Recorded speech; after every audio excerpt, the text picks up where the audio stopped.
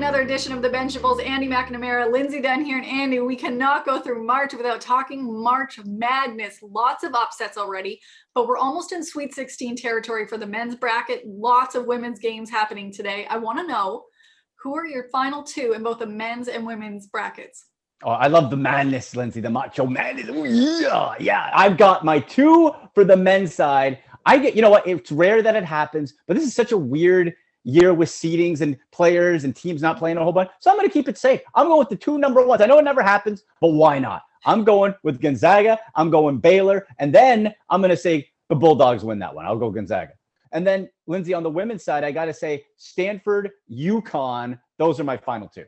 Oh, I like that. Okay, I'm going UConn and Oregon. A lot of people are picking Stanford to win, and I think Oregon is kind of going to come through and do some upsetting. But UConn, like, they won their first game by almost 50 points.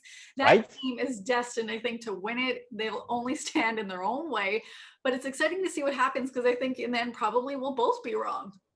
Well, absolutely we will. I won in 2015, Lindsay. I won in 2015 a March Madness bracket, a whole pool. Based on, I did the strategy of, I'm like, that year I said, I'm not going to overthink it. I just went by mascots that I thought and pictures and logos that were cool. And I won. And I didn't do that this year. I could have done it. I should have done it. I did it once by like the mascots, places I'd want to visit, places I've been to. Like I just day one, usually my bracket's a bust. But I want to know, what would you do with $50,000? Oh, $50,000, boy. I would, well, let's see. We can't travel anywhere.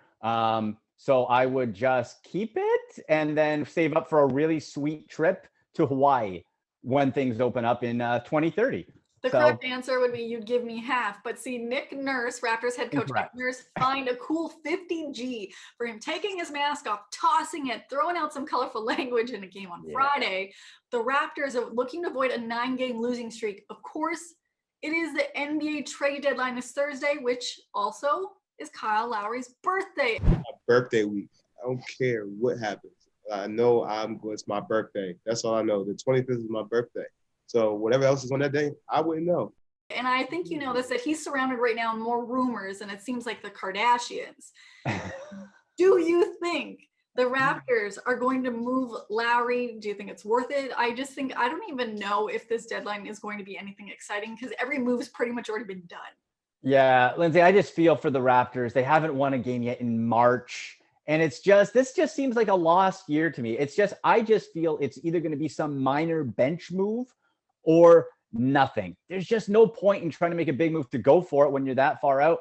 And then really, is there any move you can make to get the value back of a Kyle Lowry if he's the one you deal? Maybe it's a three-way team. Maybe there is. We know the Genius and Masai Ujiri and Bobby Webster, so it wouldn't surprise me. But right now, I just think the Raptors do nothing. They ride it out and they regroup next year when they can hopefully be back in Toronto.